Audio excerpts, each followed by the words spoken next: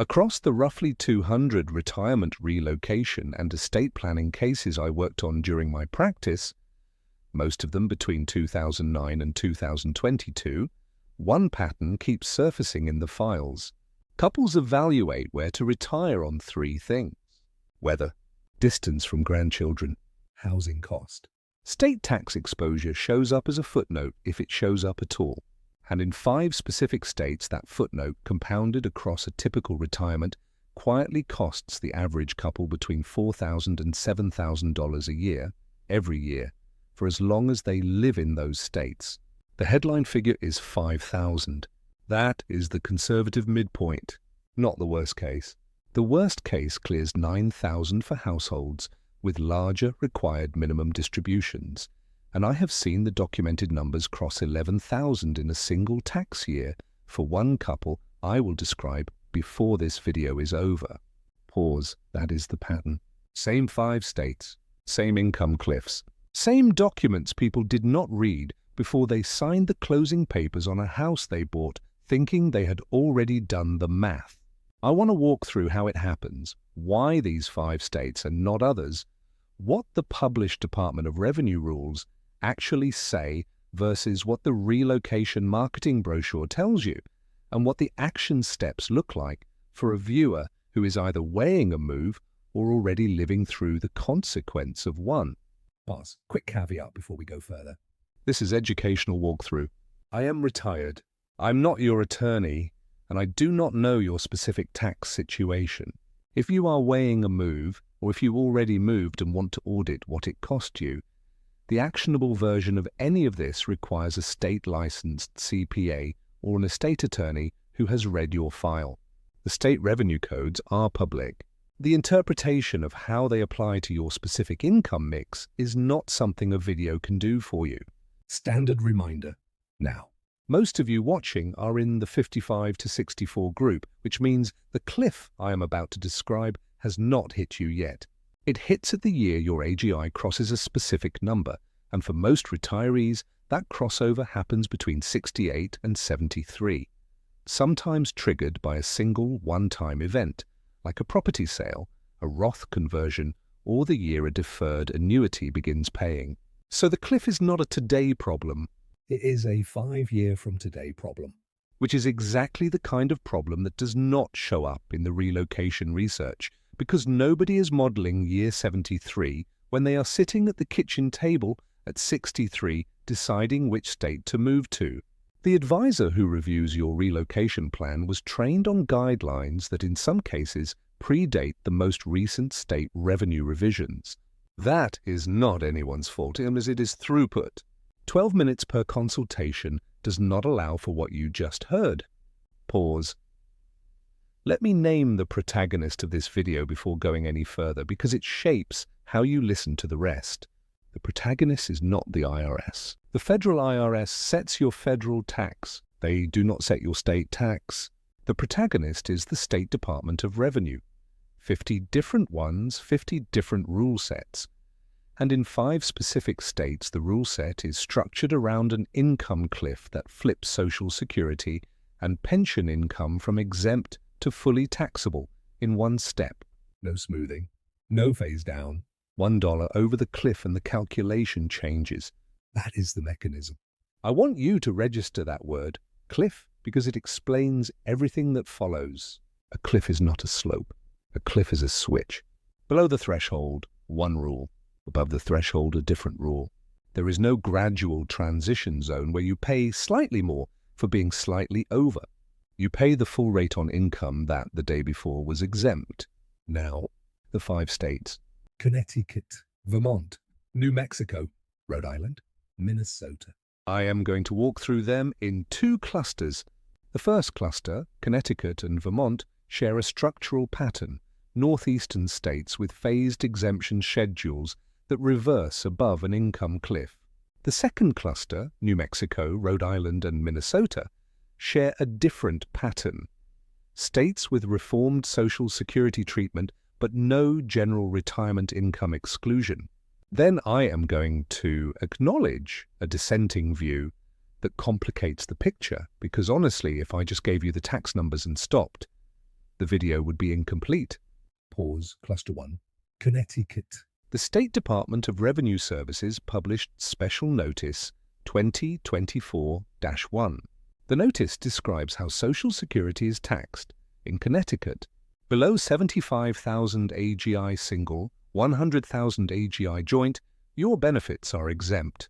Above those numbers, up to 25% of benefits become taxable at the Connecticut marginal rate, which climbs from 4.5% to 6.99% depending on income tier. Translation in plain language: a couple with 79,000 of combined AGI pays Connecticut tax on Social Security. A couple with 99,000 does not. Same Social Security check, different state tax. The cliff is real and it does not phase in gradually. It is a switch. Now layer on top of that the Connecticut pension income exemption. The state has been phasing in a 100% exemption of pension and IRA income through a schedule that started at 14% in 2019 and was scheduled to reach 100%, but only for taxpayers below the same AGI cliff. Above the cliff, the schedule does not apply. You pay the full state rate on every dollar of pension, every dollar of IRA distribution, every dollar of 401k withdrawal. Form with the small print clause that voids the rest. That is the architecture. The body of the rule is generous. The eligibility line at the top of the rule is the constraint. There is a documented case from a colleague's archive, anonymized published material, of a Connecticut couple I will call R and M. They retired in 2016 with about 92,000 of combined retirement income. Below the cliff. Their first 6 retirement years went smoothly. State tax was modest. The pension exemption phase-in was working in their favor. In 2022, R turned 73. Required minimum distribution kicked in. The RMD added approximately 28,000 to their AGI. They crossed the cliff. The next year's Connecticut tax bill increased by approximately $4,700 and stayed there permanently. They had not changed states, not changed voluntary income, not changed any voluntary behavior. The cliff did. The IRA balance that produced a comfortable AGI at 65 produced a much larger AGI at 73 because the federal RMD formula scales with both account balance and shrinking life expectancy divisor. Pause. Vermont. Filing cabinet with one drawer never opened. That is how I think about Vermont's retirement income treatment. The state has a Social Security exemption for AGI below 50,000 single, 65,000 joint. Above 60,000 single, 75,000 joint, full state taxation kicks in at the marginal rate, climbing to 8.75% at the top bracket. 8.75%. That is the ceiling. There is no general retirement income exclusion. None. IRA, 401k, most pensions, full state rate. There is a small civil service exclusion of up to $10,000 for some Vermont state employees. It does not apply to federal pensions, it does not apply to private pensions, and it does not apply to IRA withdrawals. Translation: if you retired in Vermont expecting retirement-friendly treatment because the marketing materials used the phrase, the marketing materials were describing the property tax income sensitivity program, which is real, but phases out near retirement income brackets, not the state income tax treatment of your pension. The two are easy to confuse. They live in different sections of the state revenue code. They serve different populations. The income sensitivity program is a school tax adjustment for households below approximately $134,000. The retirement income tax treatment is a separate calculation. A retiree can qualify for one and not the other. A relocation brochure that mentions retirement-friendly Vermont without specifying which program is referencing the school tax adjustment, not the income tax. The retiree who reads the brochure and assumes both apply has been misled by the structure of the marketing language, not by any false statement. Pause. I want to plant a term and walk past it. The term is conformity. We will return to it. Most state income tax systems conform to the Federal Internal Revenue Code at the AGI line, meaning whatever your federal AGI is, that is your state starting point. Then the state applies its own modifications. Conformity is why a Roth conversion that is taxable federally is taxable at the state level too. It is also why an RMD that flows through federal AGI flows through state AGI. The states have not built independent income definitions. They have built modifications on top of the federal definition. We will come back to why that matters. Pause. Cluster 2. New Mexico. The state reformed its Social Security taxation in 2022 through Senate Bill 108. Below 100,000 single, 150,000 joint, Social Security is exempt. Above those numbers, partially taxable. The cliff exists, it is just at a higher AGI than Connecticut or Vermont. New Mexico's state income tax runs from 1.7% to 5.9%, and the retirement income exemption, $8,000 per taxpayer, phases out completely at 36,667 single, 55,000 joint. Most retirees with any meaningful IRA balance cross that AGI threshold in their first year of retirement and never received the exemption. The exemption looks generous on paper. The phase-out makes it nearly inaccessible to the population it nominally targets. There is also a small property tax rebate available to seniors under $16,000 of income. $16,000. That is below the federal poverty line for a single retiree in 2025. The number of retirees who qualify is small. The number of retirees who think they qualify because the program is named generously is much larger. Permit office where the right window is unlabeled. That is the New Mexico architecture. The programs exist. The eligibility lines are drawn so far below typical retirement income that the programs function more as targeted relief for the lowest income retirees than as broadly available benefits. That is a legitimate policy choice. It is not what the marketing communicates. Pause. Rhode Island. The Division of Taxation publishes Pub 2025-1. Social Security taxable above 97,800 single, 122,250 joint adjusted annually. There is a modified federal AGI exclusion of $20,000 per taxpayer, but only for retirees who have reached full retirement age and are below the same income cliff. Above the cliff, no exclusion, full state rate, every dollar. The state rate runs 3.75% to 5.99%. Property tax, and this is the variable that surprises Rhode Island newcomers most, local senior exemptions of $300 to $1,200 exist, but they are city by city. There is no statewide guarantee. Some Rhode Island municipalities have generous senior programs. Others have almost nothing. Two retirees in the same income bracket who move 3 towns apart can have a $4,000 annual property tax differential. Calendar with one date highlighted that everyone overlooks. Rhode Island municipal exemption applications typically run on a March or April filing deadline, and the income recertification has to happen annually. Miss the window, miss the year, sometimes miss permanently if the municipality enforces its filing rules strictly. The exemption is real. The filing requirement is what makes it functionally unavailable for a meaningful percentage of retirees who relocated and did not understand the local administrative cycle. Pause. Minnesota. Minnesota is the largest single state exposure in the group, and it is also the state that most actively markets itself as retiree-friendly post-2023 reform. The reform was real. Social Security is now fully exempt below 100,000 single, 140,000 joint AGI. Above the threshold, partial taxation phases in. So far, so good. Here is what the reform did not change. Minnesota's top state income tax rate is 9.85%, highest in the group, highest among the 50 states, excluding California's specialized brackets.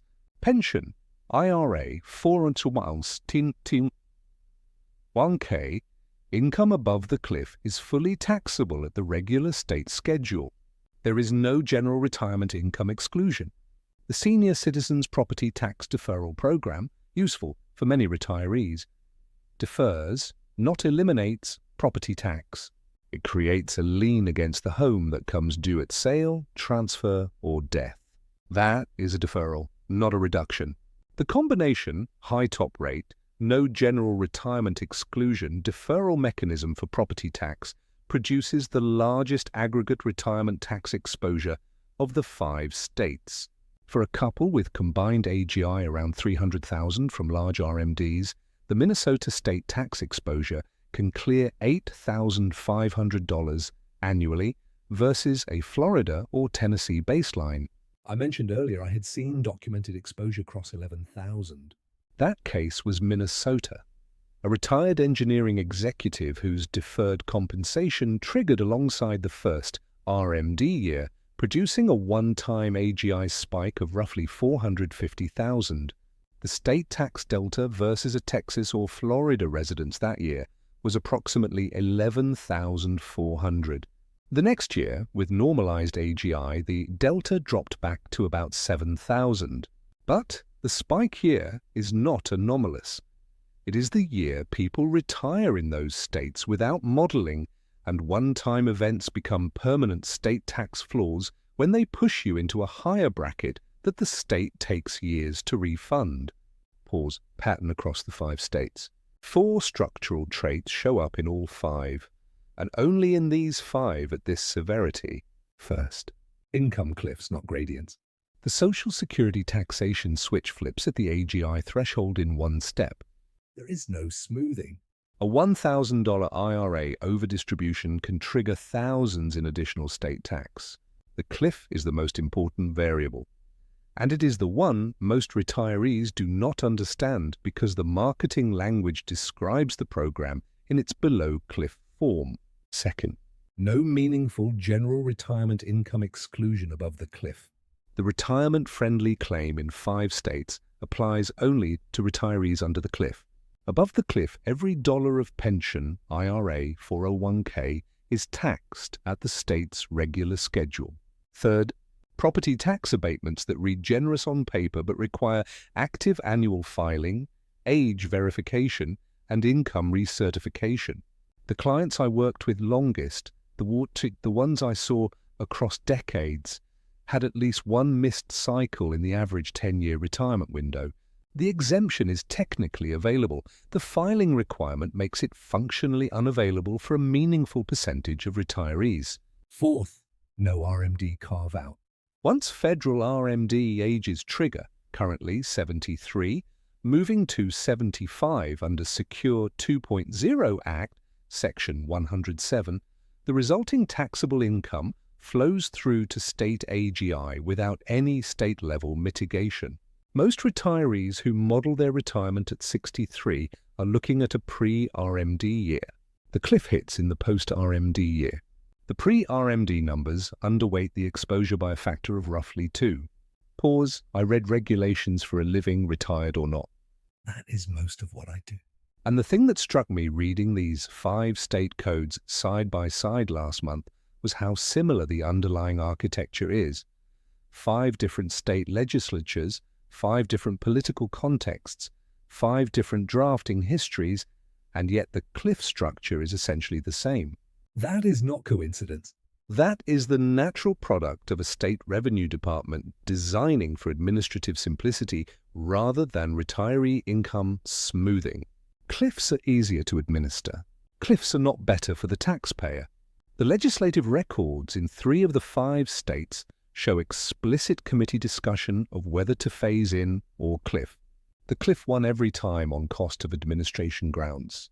The taxpayer cost was not modeled in those committee reports because the modeling tools available to legislative staff at the time did not include per cohort retirement income projection.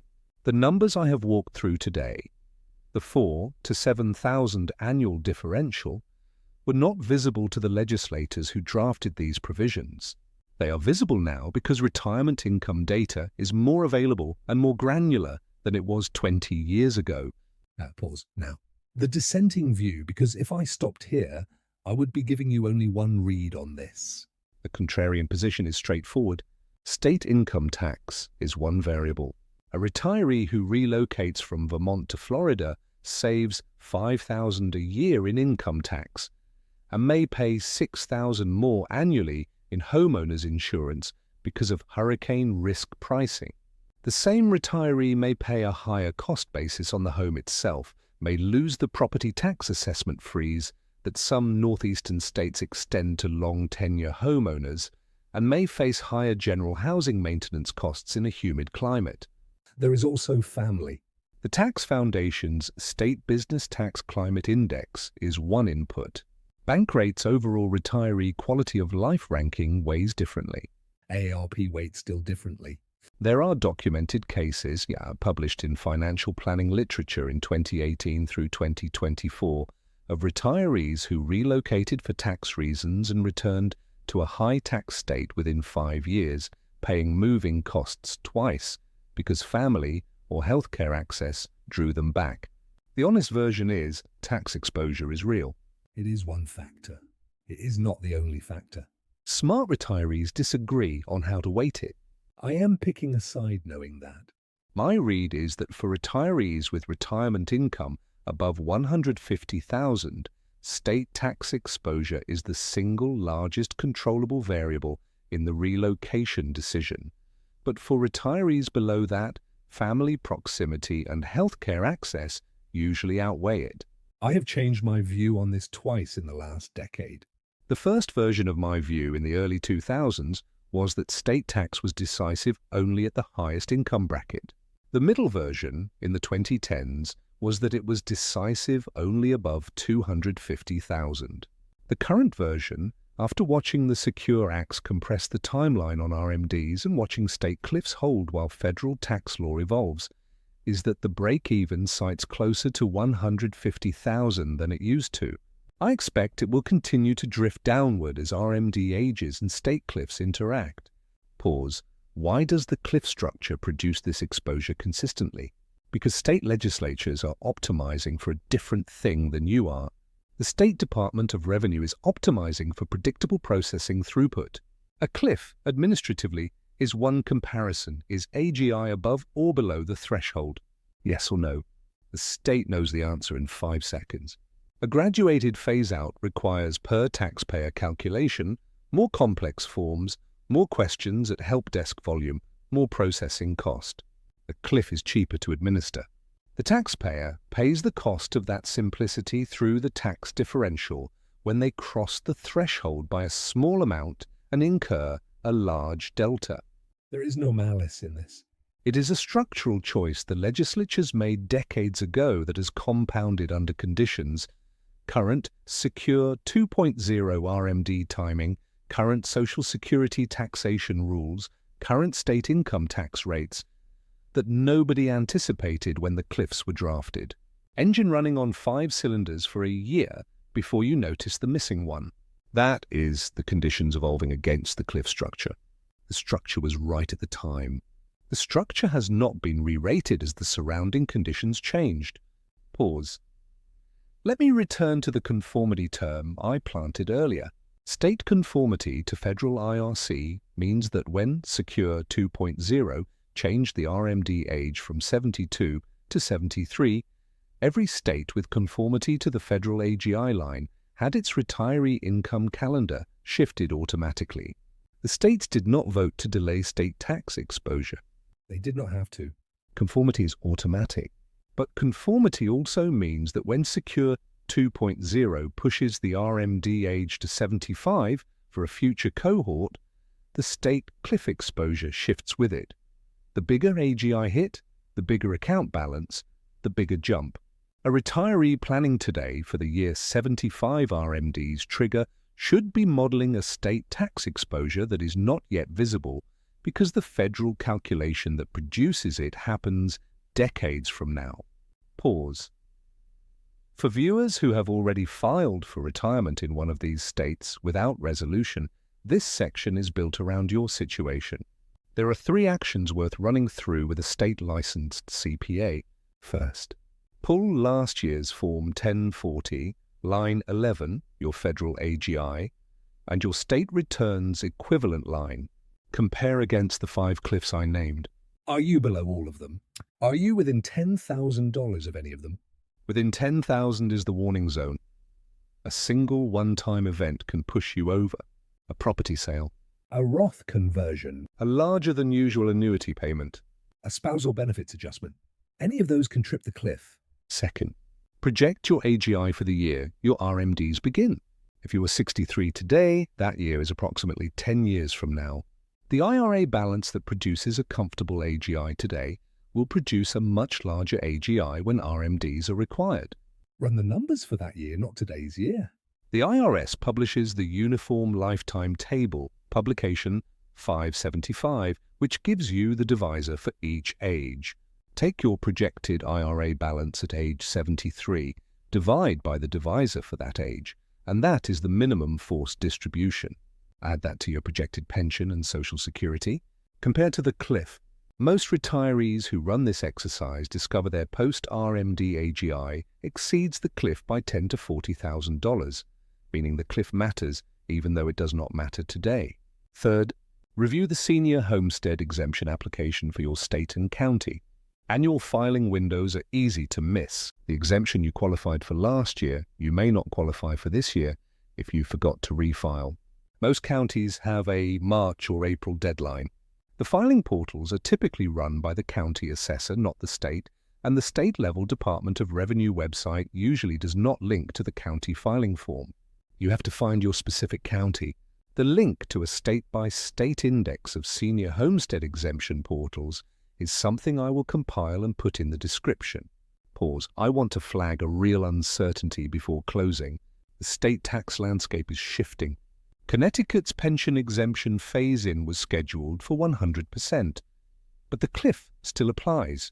Minnesota's 2023 Social Security reform was real, but did not address the broader retirement income exclusion. New Mexico's 2022 reform raised the SS cliff, but did not address the underlying retirement income exemption phase-out. The legislatures in these 5 states are aware of the criticism and are debating reforms. 3 recent legislative sessions have considered changes. The cliff structure has so far survived all 3 debates. I am not predicting the cliff will be eliminated in the next 5 years. Smart legislators disagree. 2 recent legislative analyses lean toward smoothing the cliff. 3 older analyses defend it for administrative reasons. I am going to give you the strongest version of the case for cliff reform. But the dissenting view is worth knowing too. Some states will reform, most will not. Plan for the rule that exists, not the rule that may be passed. If the rule changes, you adjust. If the rule does not change and you planned for it to change, you have a problem. Pause. If you want the regulatory breakdowns, I write up between videos, quieter than the channel, more specific to a single rule, including the state-specific filing checklists I mentioned, and the cliff comparison worksheet. The Mercer memo is the written companion to this channel. Thursday mornings. 1 rule per issue. Free. The link is in the description. Pause. Across the cases I worked on, the convergence is consistent. 5 states. Same cliff architecture. Same trap for retirees who cross the threshold without modeling the post-RMD year. The honest version of the pattern is this. Relocation decisions made on weather and family that overlook the state tax structure routinely cost the average couple between $4,000 and $7,000 a year, every year. $5,000 is the midpoint. Some pay less. Some pay more. The variable is whether you crossed the cliff and whether anyone modeled the cliff before you signed the closing papers. I will not over-explain the subscribe ask. It is in the same place as it always is. The next breakdown continues this. I will be walking through how to run the cliff comparison yourself with the actual line numbers from the federal and state forms. Before I close, I want to give you 3 more case patterns from the files, quickly, because the convergence I keep talking about is more visible across cases than within any single one. Pause. Case pattern B-A. Vermont retiree, 68 years old, retired school teacher, took her 35-year teaching pension at full retirement age. Combined with her late husband's Social Security survivor benefit, Her AGI in her first retirement year was about 58,000, below the Vermont SS cliff comfortably. She inherited a small IRA from her sister in 2021, about 90,000. The inherited IRA forced 10-year rule distributions starting the year after death. Year 1 of the distribution, 9,000 added to AGI. AGI now 67,000, above the Vermont cliff. Her Vermont state tax that year increased by approximately 3,200 for income she did not voluntarily generate on a distribution required by federal rule in a state whose cliff she had not modeled because she was not the original IRA owner and had not been planning around it. The inherited IRA mechanic surprised her CPA, who was competent but had not flagged the cliff because the cliff is not in the standard inherited IRA checklist. Case pattern. B. Rhode Island couple, both in their early 70s, retired in 2017 with combined retirement income of approximately $110,000. Below the cliff, they moved between 2 Rhode Island municipalities in 2019. 5 miles, same state, same tax bracket federally and at the state. Their property tax increased by $2,600 annually because the destination municipality offered a much smaller senior exemption than the origin municipality, and they did not realize the exemption did not transfer. The state filing was identical. The municipal filing was different. They lost $2,600 a year for a 5-mile move. Across the next 10 years, that is $26,000 they did not need to lose. Case pattern. C. New Mexico retiree, 66, single, took an early Roth conversion in 2023 to lock in lower bracket federal rates ahead of the scheduled 2025 sunset of the Tax Cuts and Jobs Act provisions. The conversion added $150,000 to his AGI in a single year. The federal calculation was sound. His federal effective rate on the conversion was lower than what he expected to face starting in 2026. The state calculation was missed. New Mexico applied the regular state schedule on the entire conversion. The state tax cost on the Roth conversion year was approximately $7,400. Whether the conversion was a net win depends on whether his federal savings, projected over a 15-year horizon, exceeded the 7,400 state cost. They did. Marginally. The advisor who recommended the conversion did the federal math and did not run the state math. The retiree did not ask for the state math because he assumed conversions are taxed federally only. They are not. State conformity rules apply. Pause. A common thread runs through all 3 cases that I want to underline. In each case, a competent advisor was involved at the federal level. In each case, the state-level cliff implication was not flagged, not because the advisors were negligent, but because state tax cliff modeling is not a routine part of federal-focused retirement planning. The CPA who runs the Roth conversion projection runs the federal math. The estate attorney who handles the inherited IRA tracks the federal 10-year rule. The relocation advisor who frames the municipal move discussion focuses on the move logistics. None of those professionals are wrong to focus where they focus. The gap is at the seam, the place where federal and state or estate and tax or municipal and state intersect. The cliff lives at that seam. Most professional engagements are scoped narrowly enough that the seam falls outside the engagement. That is the structural problem. It is not a problem any single professional can solve because the engagement scope is what produces the gap. The retiree has to be the one who runs the seam-level analysis, or has to commission a specifically scoped engagement that crosses the seam. Most retirees do not because they do not know the seam exists until the year the cliff hits. Pause. 3 patterns, 3 different mechanics. Same architecture. The cliff finds you whether you triggered it through an inherited IRA, a municipal move, or a voluntary Roth conversion. The cliff does not care how the AGI was generated. It cares about the threshold. Pause. One more practical note before I close. If you are reading this thinking, I am not in any of these 5 states, so this does not apply to me. Pause on that. The 5 states are the most severe examples of cliff architecture. There are at least 8 additional states that have cliff-like structures at lower severity, and there are reform proposals in 3 currently low-tax states that would introduce cliff structures over the next legislative cycle. The architecture is portable. The 5 states are an anchor, a clear case study for how cliff structures work, not a complete map. If you live in California, Oregon, Wisconsin, or several other states, your state has its own version of an income cliff at a different threshold. California's cliff is buried inside the mental health services tax, a 1% surcharge above $1 million of taxable income, which sounds far away from a retiree's reality until you count the year a primary residence is sold, and capital gains push AGI into territory the retiree had not considered.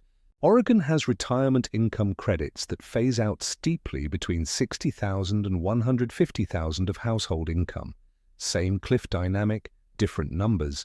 Wisconsin allows up to $5,000 of retirement income exemption per taxpayer, but only for retirees over 65 with federal AGI under specific thresholds that vary by filing status.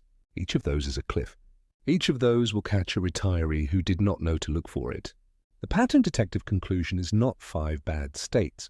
The pattern detective conclusion is the cliff is the architecture of state retirement taxation, and most retirees have not been shown how to read it. The 5 states I named in the title are the worst current examples. They are not the only examples. They will not be the only examples 10 years from now. Some will reform, others will adopt similar structures.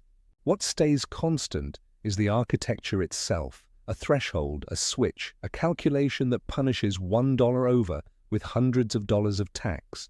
The reader who learns to look for the threshold in their state, to find the published Department of Revenue notice that defines the cliff, is in a different position than the reader who relies on relocation marketing or general-purpose retirement advice. That difference is the entire point of this video. The information is public. The translation is the work. Read it before you sign anything that crosses a state line, and read it again the year before your RMDs trigger, because the AGI you have today is not the AGI the cliff will see at 73. The audit I described, so I'll pull line 11, project the post-RMD year compared to the cliff, is worth running regardless of state. The number you compare against just changes. The mechanism is the same. Pause. The regulation knows. Catch up to it. I will see you in the next breakdown.